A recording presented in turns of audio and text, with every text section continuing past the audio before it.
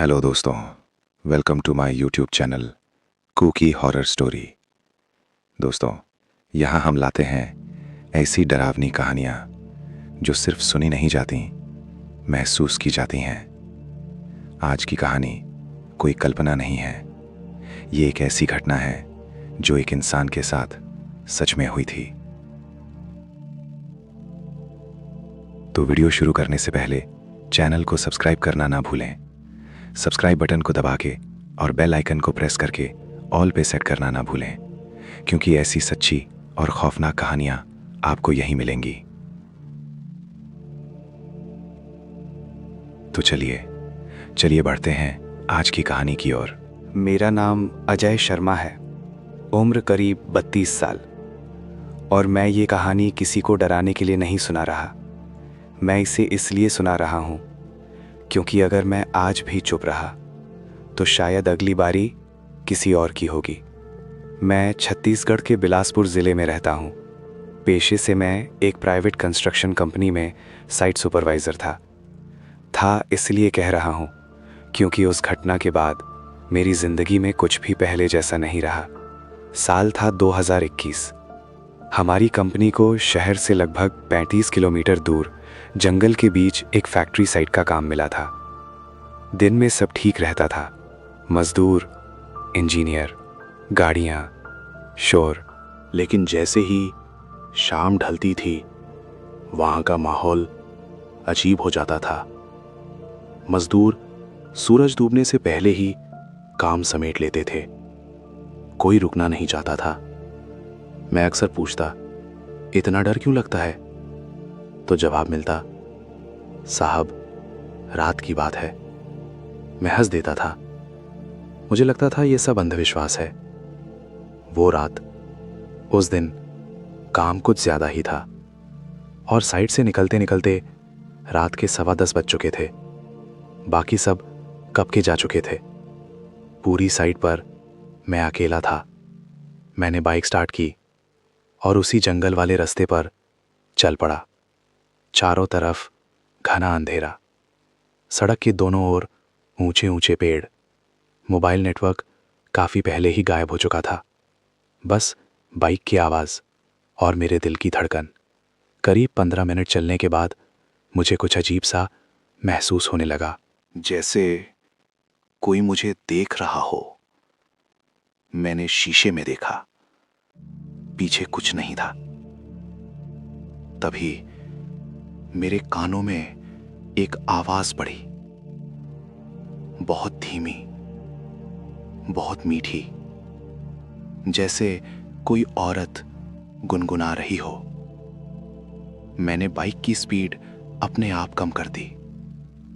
दिल जोर जोर से धड़कने लगा। वो पहली झलक, और तभी मेरी नजर सड़क के किनारे खड़ी एक लड़की पर पड़ी। लाल साड़ी, लंबे खुले बाल, चेहरा आधा ढका हुआ। इतनी रात इस जंगल में मैं रुक गया। उसने धीरे धीरे मेरी तरफ देखा और बहुत शांति से बोली, भैया, थोड़ा आगे छोड़ दोगे? उसकी आवाज में कुछ ऐसा था कि दिमाग ने मना किया, लेकिन हाथों ने ब्रेक दबा दिया। मैंने कहा, इतनी रात यहाँ क्या कर रही हो? वो हल्का सा मुस्कुराई और बोली, मेरा घर थोड़ा आगे है। उसकी मुस्कान अजीब थी, खुशी नहीं, ठंडक थी उसमें। फिर भी मैंने उसे बाइक पर बैठा लिया। रास्ते का डर। जैसे ही वो मेरे पीछे बैठी, मेरे पूरे शरीर में सिहरन दौड़ गई। उसका हाथ मेरी कमर को छू ही नहीं रहा था, लेकिन ठंडक ऐसी जैसे बर्फ रखती हो। मैंने बाइक आगे बढ़ा दी। कुछ मिनट तक कोई आवाज नहीं। फिर अचानक उसने पूछा, अजय, तुम रोज इसी रास्ते से आते हो? मैं चौंक गया। मैंने कहा, तुम्हें मेरा नाम कैसे पता? उसने बहुत आराम से कहा, मैं तुम्हें बहुत दिनों से देख रही हूं। मेरे हाथ कांपने लगे। मैंने हिम्मत करके पीछे मुड़कर देखा और उसी पल मेरी रूह कांप उठी। उसके पैर जमीन को छू ही नहीं रहे थे। बाइक चल रही थी, लेकिन वो हवा में बैठी थी। सच का एहसास मेरे मुंह से बस इतना निकला, तू कौन है? उसकी आवाज अब बदल चुकी थी। मीठी नहीं, भारी। अब तो मुझे पहचान लिया। और उसी पल मेरी आंखों के सामने सब साफ हो गया। मुझे याद आया, इस रास्ते पर बरसों पहले एक औरत की लाश मिली थी। लाल साड़ी, लंबे बाल। कहते थे वो रात में लोगों से लिफ्ट मांगती है और जो रुक जाए वो फिर कभी पूरा नहीं लौटता। मेरे मुंह से कांपती आवाज निकली, ये यक्षिणी। उसने हंसते हुए कहा, हाँ, और तू आज मुझे घर छोड़ने आया है। अचानक मेरी बाइक अपने आप बंद हो गई। जंगल में अजीब सी हवा चली और मेरे कान के पास उसकी सांसों की आवाज आई। अब सफर शुरू हुआ है, अजय। अब सफर शुरू हुआ है, अजय। उसकी आवाज सीधे मेरे कानों के अंदर नहीं, सीधे दिमाग में गूंज रही थी। मेरी बाइक पूरी तरह बंद पड़ी थी। स्टार्ट का बटन दबा रहा था, लेकिन इंजन मानो मर चुका हो। जंगल में अचानक हवा तेज हो गई। पेड़ों की डालियां आपस में टकराने लगी। छर छर छर। ऐसा लग रहा था जैसे कोई जानबूझकर आवाज कर रहा हो। मैं हिम्मत करके बाइक से नीचे उतरा। मेरे पीछे वो अब भी खड़ी थी, या यूं कहूं हवा में टिकी हुई थी। उसके पैर अब साफ दिख रहे थे, मिट्टी से 2-3 इंच ऊपर। मेरे मुंह से अपने आप निकला, मुझे जाने दो। वो मुस्कुराई और उस मुस्कान में अब कोई मिठास नहीं थी, सिर्फ भूख थी। रास्ता जो बदल गया। उसने मेरी तरफ एक कदम बढ़ाया और उसी पल मुझे एहसास हुआ, सड़क अब वैसी नहीं थी। जो रास्ता सीधा शहर की ओर जाता था, वो घुमावदार हो चुका था। जैसे जंगल खुद हमें अंदर खींच रहा हो। मैंने पीछे देखा। जहां से आया था वहां कुछ नहीं था, ना सड़क, ना रोशनी, ना कोई रास्ता, सिर्फ घना अंधेरा। मेरे पैरों तले जमीन खिसकने लगी। मैं चिल्लाया, ये सब क्या है? उसने बहुत शांति से कहा, ये मेरा इलाका है और तू मेहमान। पुरानी बातें। हम चलते जा रहे थे, या शायद मुझे चलाया जा रहा था। मेरे पैर मेरे कंट्रोल में नहीं थे। रास्ते में एक टूटा फूटा पुराना पत्थर का चबूतरा दिखा। उस पर दिए जले हुए थे, लेकिन कोई नहीं था। मैंने कांपती आवाज में पूछा, ये जगह क्या है? उसकी आंखों में अचानक चमक आई। यहाँ लोग कभी पूछा करते थे, फिर डर गए और मुझे यहीं छोड़ दिया। तभी मेरे दिमाग में गांव वालों की बातें याद आने लगीं। जंगल में एक पुराना मंदिर है जहां यक्षिणी रहती है, जो रात में रास्ता भटके लोगों को अपना बनाती है। हम एक टूटे हुए मंदिर के सामने रुक गए। मूर्ति आधी टूटी थी, चेहरा घिस चुका था, लेकिन आंखें ऐसी लग रही थीं जैसे अभी भी देख रही हों। वो मंदिर के सामने झुकी और फिर मेरी तरफ देखा। तू जानता है मैं यक्षिणी क्यों बनी? मैं कुछ नहीं बोला। उसकी आवाज अब भारी हो चुकी थी। मैं भी कभी इंसान थी। मुझे इसी जंगल में छोड़ दिया गया, धोखे से, और जब मरी तो अधूरी रह गई। उसने धीरे धीरे अपना चेहरा बदला। सुंदरता अब विकृति में बदल रही थी। दांत लंबे, आंखें लाल। मैं पीछे हटने लगा। अचानक मुझे किसी की चीख सुनाई दी। मंदिर के पीछे से एक आदमी भागता हुआ आया। उसका चेहरा डर से सफेद था। बचाओ, मुझे बचाओ। मैंने उसकी तरफ हाथ बढ़ाया, लेकिन यक्षिणी ने हंसते हुए कहा, देर हो गई। उसने बस उंगली उठाई और वो आदमी जमीन पर गिर पड़ा। उसके मुंह से आवाज तक नहीं निकली।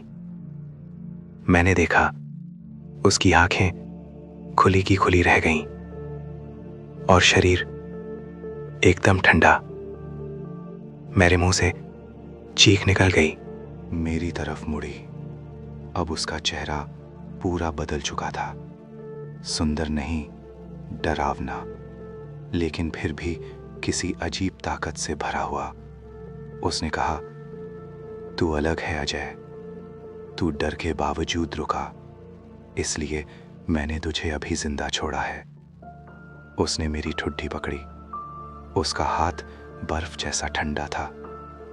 लेकिन याद रख, ये जंगल किसी को यूं ही नहीं छोड़ता। अचानक मंदिर की घंटी अपने आप बजने लगी। Ton ton ton. जंगल की हवा तेज हो गई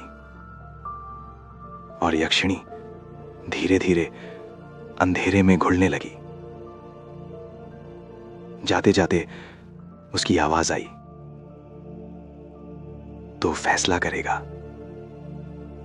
या तो तू बचेगा या मेरी तरह यहीं का हो जाएगा। और मैं अकेला खड़ा रह गया जंगल के बीच, बिना रास्ते के। अकेला खड़ा था। चारों तरफ जंगल, ऊपर अंधेरा आसमान और सामने वो टूटा हुआ मंदिर। यक्षिणी जा चुकी थी, लेकिन उसका एहसास अब भी हवा में मौजूद था।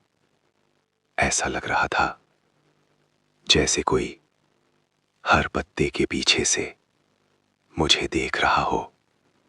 मेरे पैर कांप रहे थे, गला सूख चुका था और दिमाग कुछ भी समझने की हालत में नहीं था। मैंने खुद से कहा, अजय, अगर यहां रुका तो मर जाएगा, लेकिन जाऊं तो जाऊं कहां? जिस रास्ते से आया था वो तो कब का गायब हो चुका था। मैंने हिम्मत की और मंदिर के पीछे की ओर दौड़ने लगा। कांटे, झाड़ियां, पेड़ों की जड़ें पैर छिलते जा रहे थे, लेकिन मैं रुका नहीं। अचानक मेरे सामने एक पुराना कुआं आ गया। उसके चारों ओर नींबू मिर्च और लाल धागे बंधे हुए थे। मैं वहीं रुक गया, क्योंकि मेरे कानों में एक बूढ़ी आवाज पड़ी, रुको, आगे मत जाना। मैंने पीछे देखा। एक बुजुर्ग साधु वहीं खड़ा था। लंबी दाढ़ी, माथे पर भस्म, आंखों में अजीब सी चमक।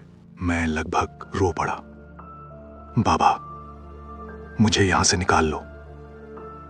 वो साधु मुझे ऊपर से नीचे तक देखता रहा। फिर बोला, तू जिंदा है, यही सबसे बड़ी बात है। मैंने पूछा, आप कौन हैं? उसने धीरे से कहा, जो लोग इस जंगल से लोगों को वापस लाता है। उसने मंदिर की ओर इशारा किया। और जो वहां रहती है वो कोई आम आत्मा नहीं। हम दोनों मंदिर के पास बैठे। साधु ने बताया, यक्षिणी सिर्फ सुंदर दिखती है, असल में वो इच्छाओं से पैदा होती है। जो आदमी अकेला, कमजोर या लालच में होता है, वो उसका आसान शिकार बनता है। मेरे रोंगटे खड़े हो गए। मैंने पूछा, तो मैं कैसे बचा? साधु ने मेरी आंखों में देखा, क्योंकि तू उसे देखकर भी पूरी तरह झुका नहीं। डर के बावजूद तेरे अंदर इंसान बचा रहा। अचानक मंदिर की घंटी फिर बज उठी। साधु उठ खड़ा हुआ। वो आ रही है। हवा ठंडी बढ़ गई। पेड़ जोर जोर से हिलने लगे और फिर वो सामने की, इस बार पूरी तरह अपने असली रूप में। लंबे नाखून, पीछे को मुड़े पैर, आंखें जलती हुई। उसकी आवाज गूंजी, बाबा। फिर आगे बीच में साधु ने माला उठाई, मंत्र पढ़ने लगा। यक्षिणी हंसने लगी। मंत्रों से मुझे बांधा नहीं जा सकता।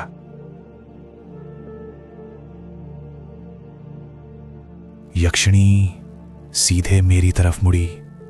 अजय, मैं तुझे छोड़ सकती हूं, बस एक शर्त पर। मैं कांपते हुए बोला, कौन सी? उसने जंगल की ओर इशारा किया। कोई और। मेरी जगह। मेरे पैरों तले जमीन खिसक गई। साधु चिल्लाया, मत सुनना, ये तेरी परीक्षा है। यक्षिणी ने धीरे से कहा, सोच ले, वरना तेरी आत्मा यहीं भटकती रहेगी।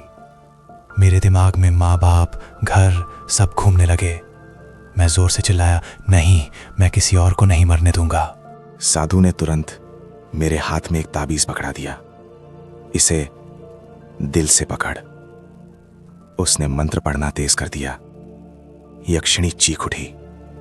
उसका शरीर हवा में उठने लगा। यह खत्म नहीं हुआ अजय।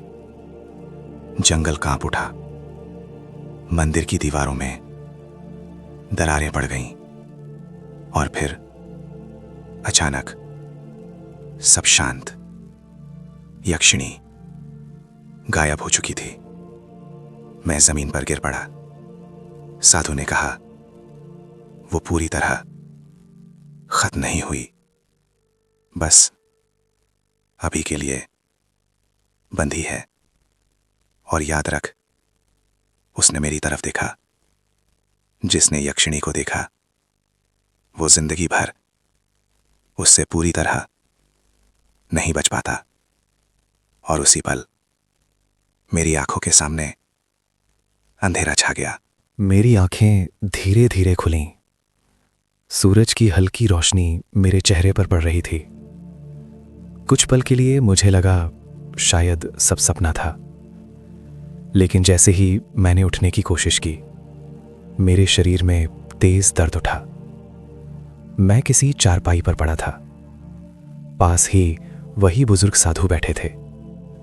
उन्होंने मेरी तरफ देखा और बोले, होश आ गया, ये अच्छा संकेत है। मैंने चारों ओर देखा। वो जंगल नहीं था, एक छोटा सा कच्चा आश्रम था। मैंने कांपती आवाज में पूछा, बाबा, अब सब खत्म हो गया ना? वो थोड़ी देर चुप रहे, फिर बोले, यक्षिणी कभी पूरी तरह खत्म नहीं होती, वो सिर्फ जगह बदलती है। मेरे दिल में अजीब सी घबराहट उठी। उन्होंने मेरे गले में वही ताबीज टांग दिया, इसे कभी उतारना मत, और रात के समय अकेले मत रहना। 2 दिन बाद मैं शहर लौट आया। घर वही था, माँ, पिता, सब कुछ सामान्य, लेकिन मैं नहीं था। रात को नींद नहीं आती थी। जैसे ही आंखें बंद करता, वो लाल साड़ी दिखने लगती। और सबसे डरावनी बात, कभी कभी मुझे लगता कोई मेरे बिस्तर के पास खड़ी है। पहली ही रात करीब 2:30 बजे मेरी नींद खुली। कमरे में अजीब सी मीठी खुशबू थी, वही खुशबू जो जंगल में थी। मेरी सांस अटक गई। मैंने हिम्मत करके आंखें खोली। कमरे के कोने में वो खड़ी थी, इस बार पूरी तरह सुंदर। लाल साड़ी, खुले बाल, मुस्कान। अजय, तू घर आ गया। मेरे गले से आवाज नहीं निकली। वो धीरे धीरे मेरे पास आई। तेरी हूं। उसकी आवाज अब फिर मीठी थी। मैंने ताबीज पकड़ा।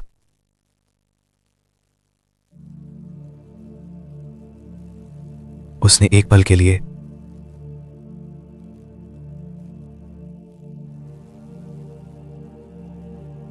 पीछे हटकर कहा, ताबीज।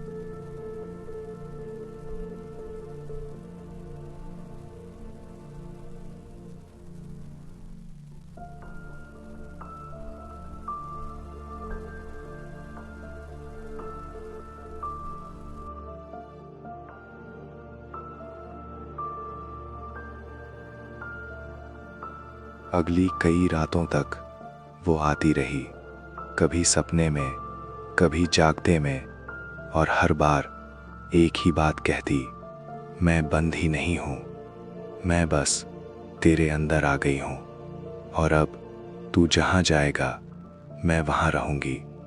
मैं टूटने लगा था, काम पर जाना छोड़ दिया। लोग कहने लगे अजय बदल गया है। अंत से पहले संकेत। एक रात फिर वही आवाज, अगर शांति चाहता है तो वापस आ। जंगल में, मंदिर के पास। मेरे हाथ से ताबीज जमीन पर गिर गया, और उसी पल मुझे एहसास हुआ ये लड़ाई अभी खत्म नहीं हुई। मैं उस रात घर से निकल आया था। ना बैग, ना पैसे, ना किसी को बताए। सिर्फ एक चीज मेरे साथ थी, डर।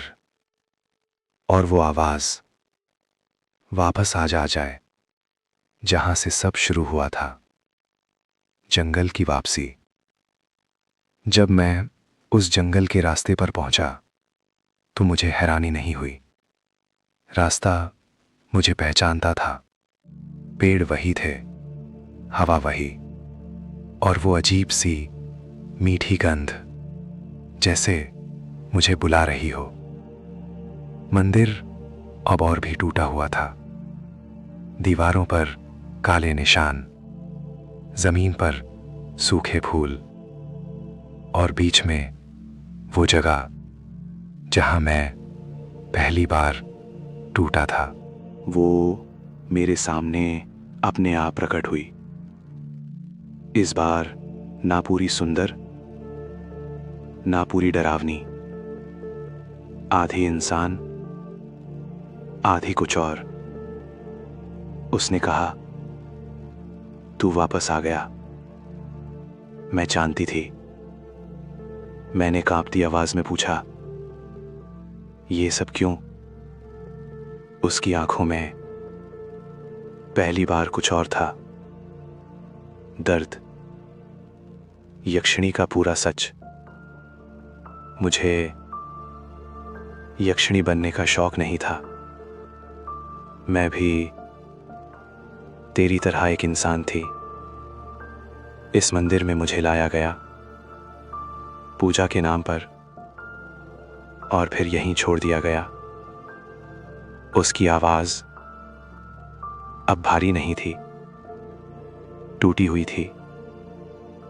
जब मरी तो मेरी इच्छा अधूरी रह गई, और वही इच्छा मुझे बांध गई। उसने मेरी तरफ हाथ बढ़ाया। मुझे मुक्ति चाहिए, और उसके लिए उसने जमीन की ओर देखा। एक इंसान। मेरा शरीर सुन्न हो गया। मैंने पूछा, अगर मैं मना कर दूं? वो मुस्कुराई, तो मैं तेरे साथ रहूंगी, तेरी हर सांस में। अंतिम फैसला।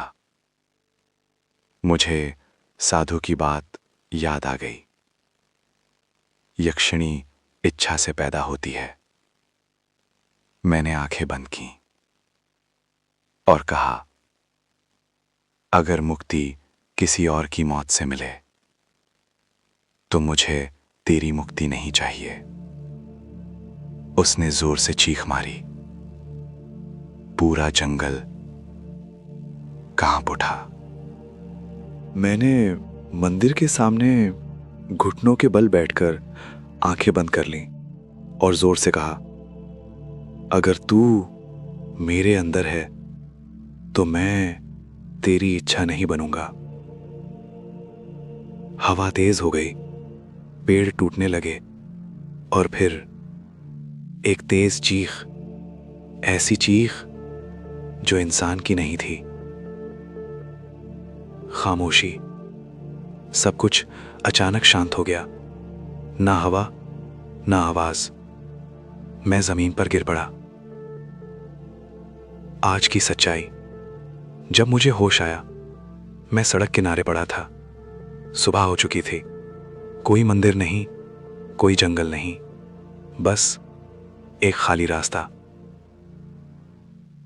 आज 3 साल हो चुके हैं। मैं जिंदा हूं, लेकिन मैं कभी अकेला नहीं होता। कभी कभी रात में अगर बहुत सन्नाटा हो तो मुझे अपने कान के पास वही फुसफुसाहट सुनाई देती है। मुक्ति नहीं मिली।